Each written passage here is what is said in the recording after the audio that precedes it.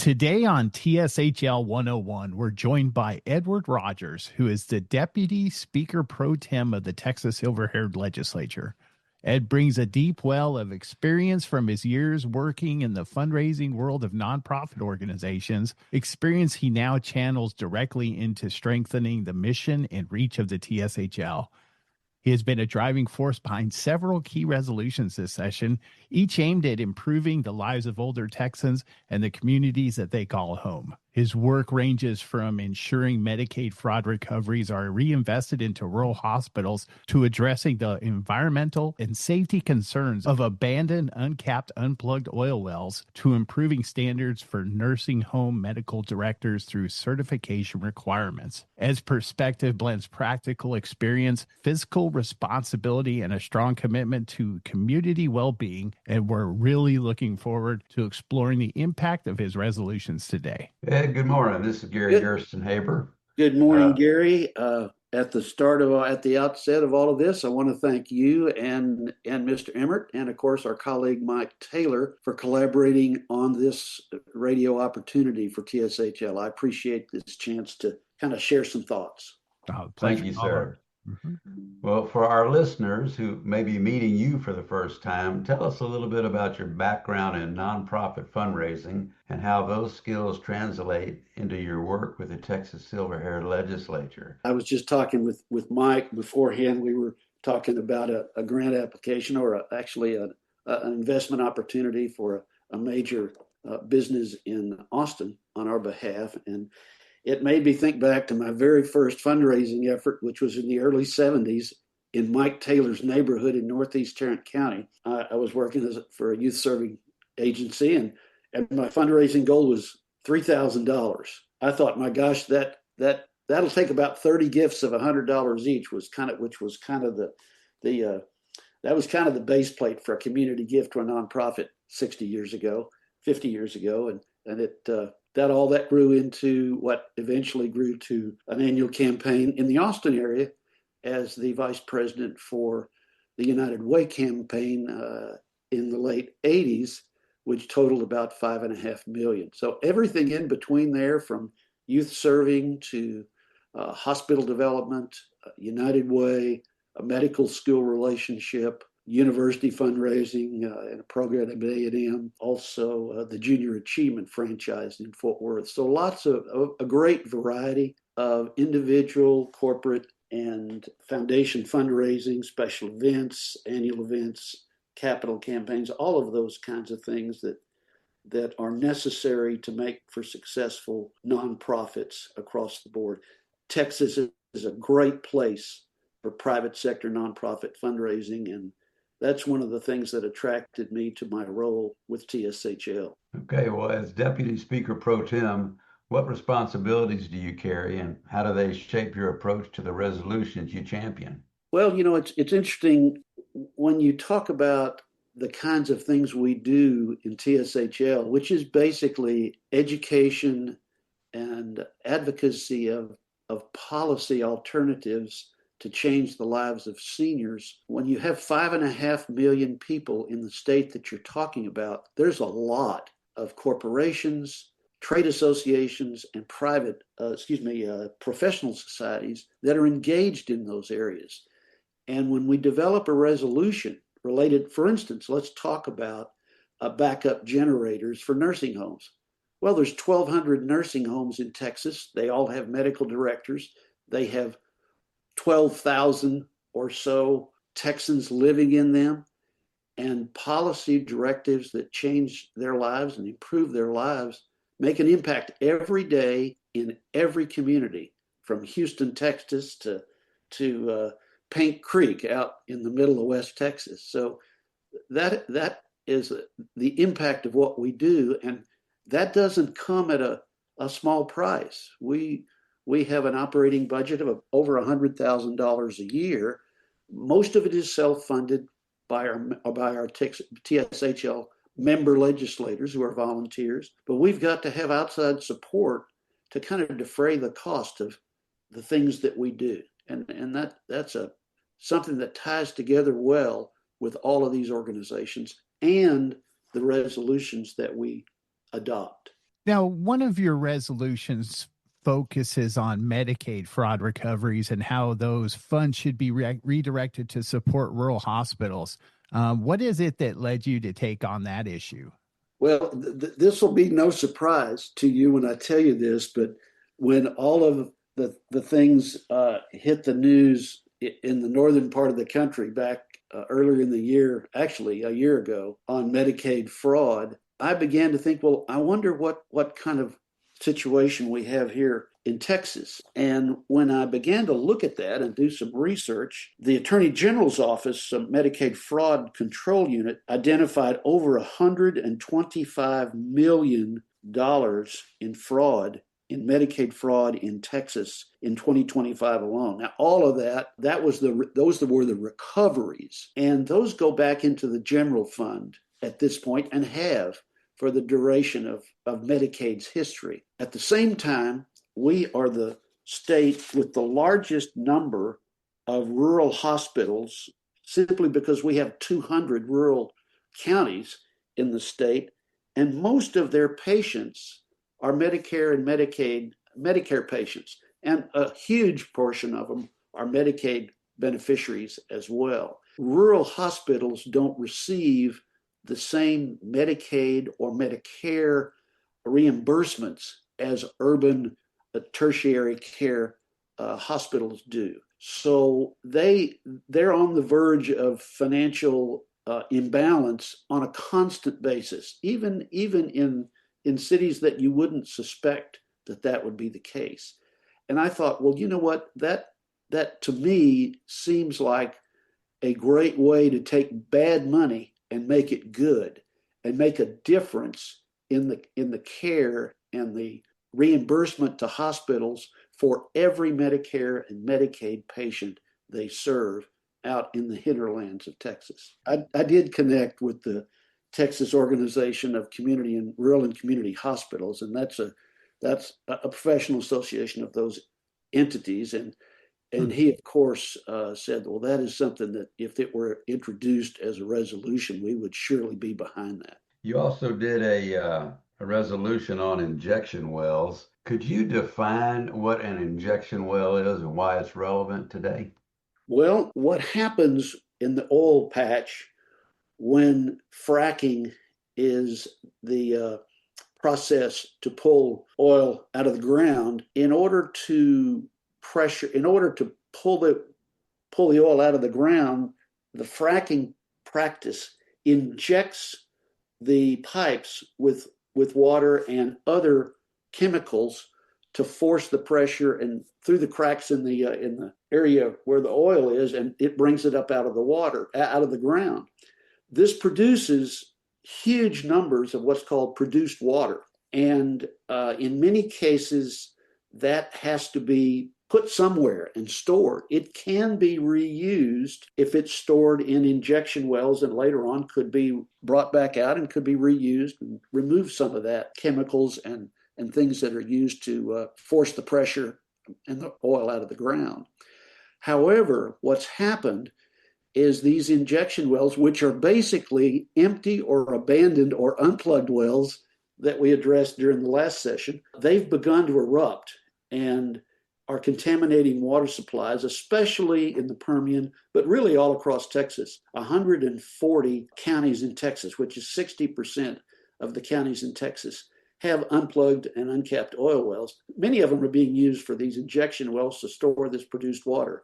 Unfortunately, the supervision and the regulation of those injection wells that are causing the problems with brine flows and things like that are polluting aquifers all around the state, those are not being managed very well by the Railroad Commission. And they acknowledge that it's a challenging situation for them. Who would be responsible for paying for that cleanup? Well, in most cases, it would be those companies that have the injection wells under their jurisdiction. So there is a paper trail, as they say, for that.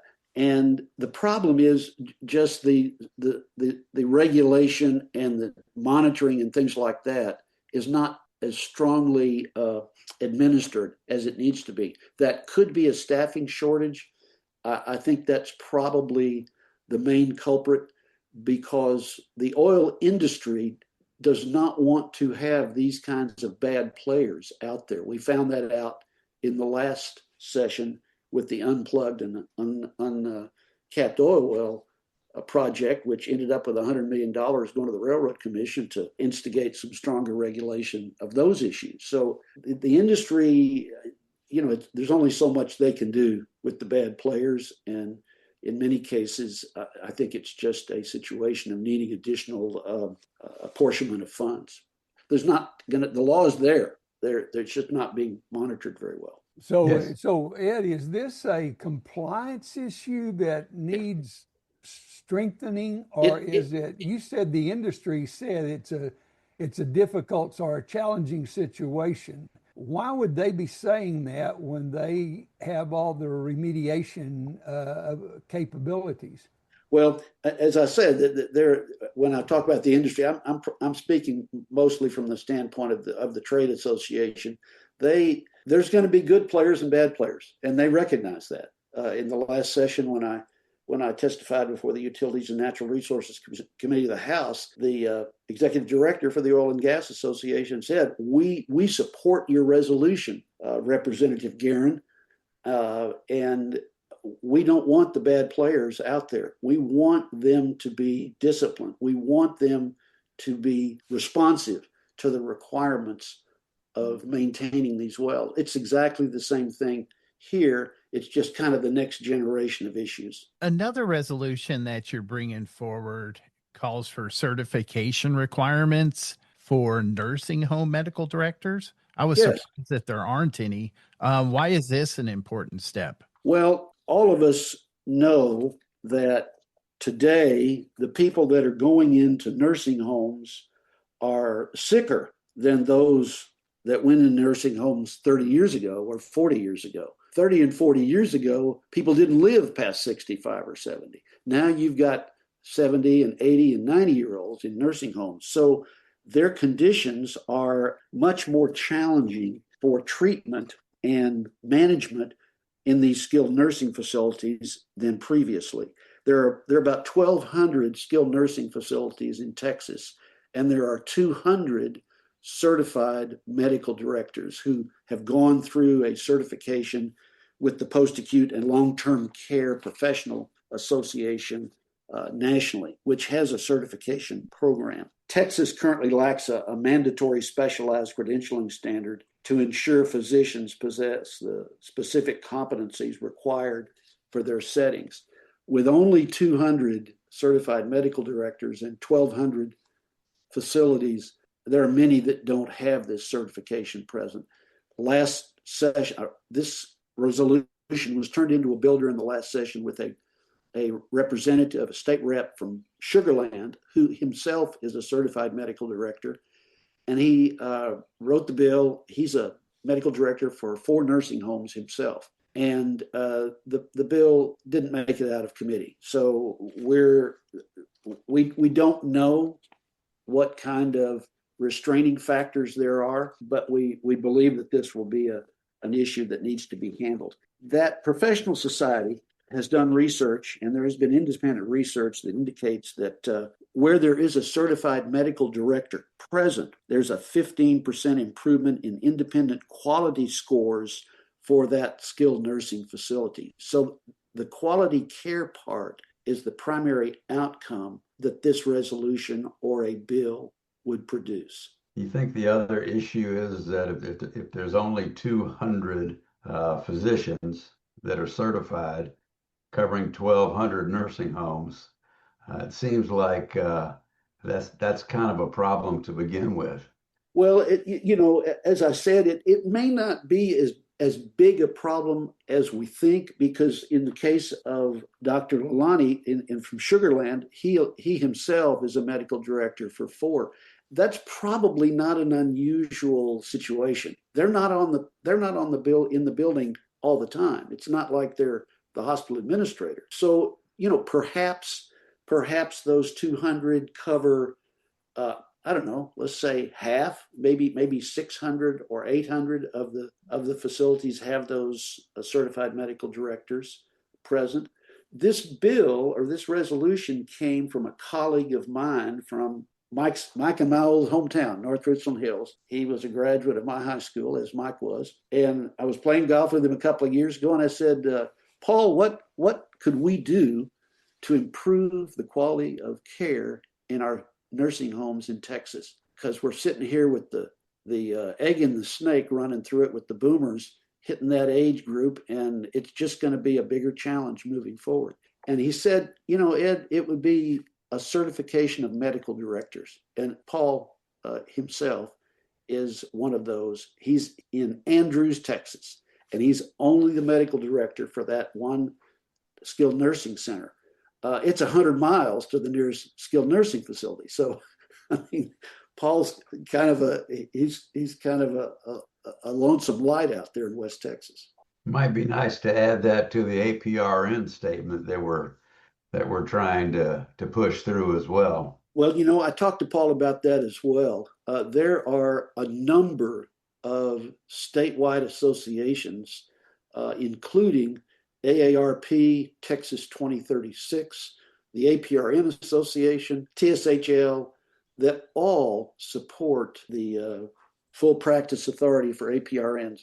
Something like I may be wrong, but my memory seems to recall that over half the states have full practice authority for APRNs. Yeah, I think the count was 31 last night. There are a lot of these resolutions across the board, all 61 of them. We kind of throw that up against the fan of the 48 contiguous states on who else does this, because it's a reference point, and I think that's important.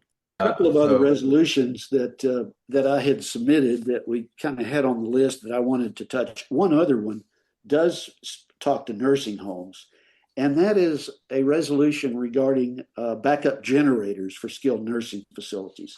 I'm in a conversation almost daily with somebody, whether it's in a doctor's office or a client or a colleague in the chamber, or just having a cup of coffee with somebody. And when I bring up my work with the Silver Haired Legislature, he says, well, what does what you do impact what we do have right here in Bernie? And I said, well, let me tell you about nursing homes. It's an opportunity to put a bug in somebody's ear about these things.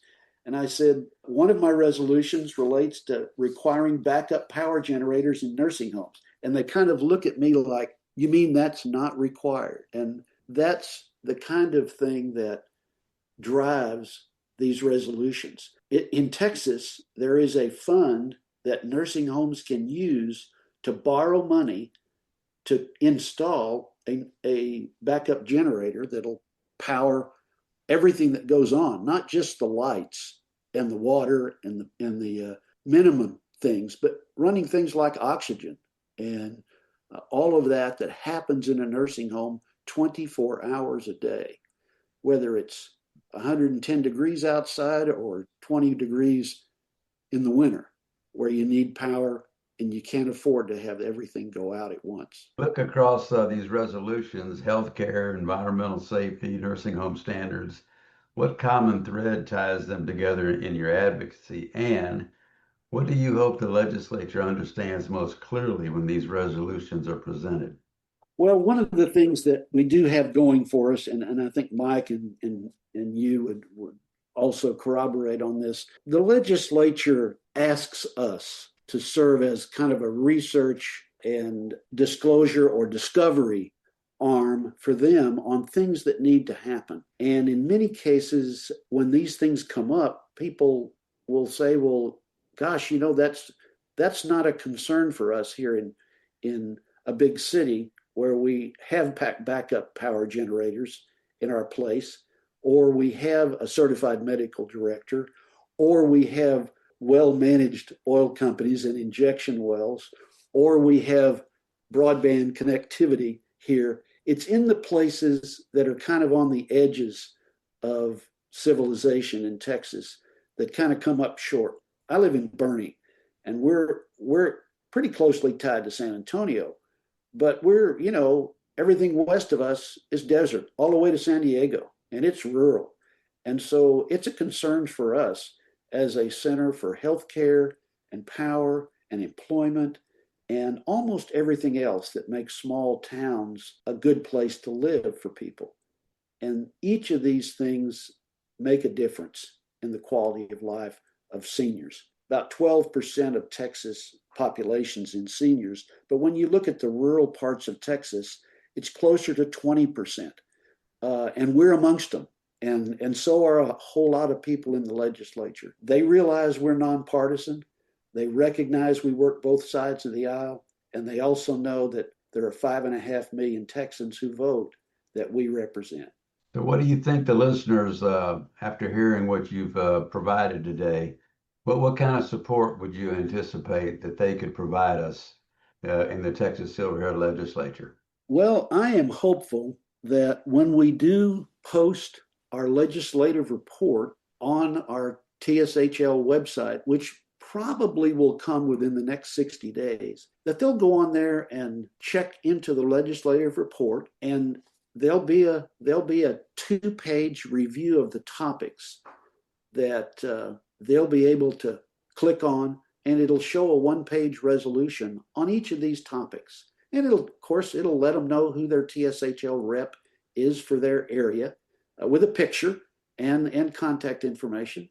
And I hope that they would make a contact with us and let us know of their interest. I also would encourage them to talk with their state rep and their senator and tell them, say, I'm looking at a resolution from the Silver Haired Legislature about blank topic, and I'd like to have y'all consider that issue when you're moving forward in the next legislative session. They're going to hear that because they hear it from us.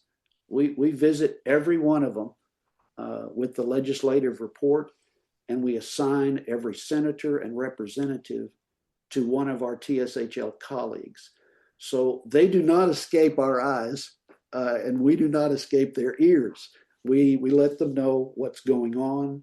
We give them a copy. We provide them an electronic version, a digital version, and we're hopeful that it strikes a responsive chord from them, one way or the other, at least start some debate about these issues. Nothing like an incumbent making a phone call or showing up at an office for a senator or representative to pay a little bit more attention, that's for sure. Well, that's exactly right. And you know what? The elected officials, you're provided ample opportunity to send them an email about a particular issue.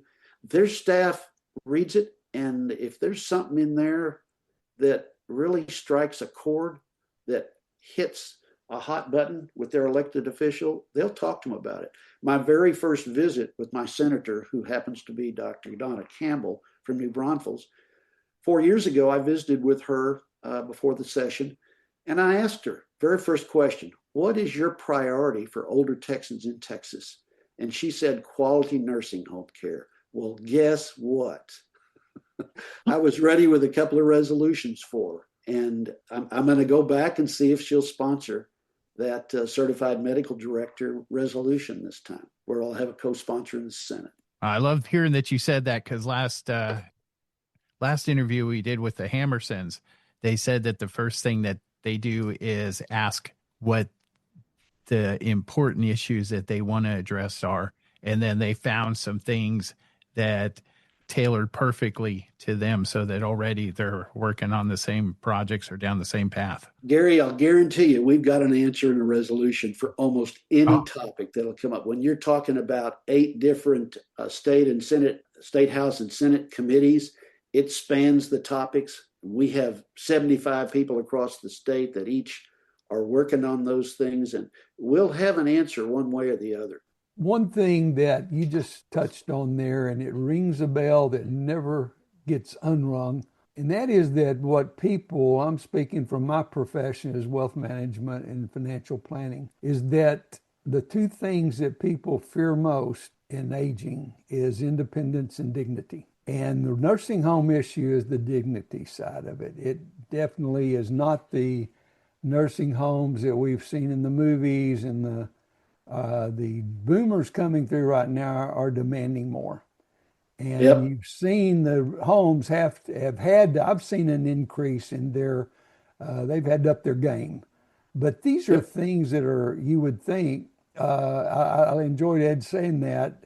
You mean they don't already have backup generators? That was the first thing I Yes. thought when I heard this. I thought, well, Yes. you're misinformed. Me Why are too. you filing this resolution and you don't have all your facts? Well, Some of this stuff, it's when common sense.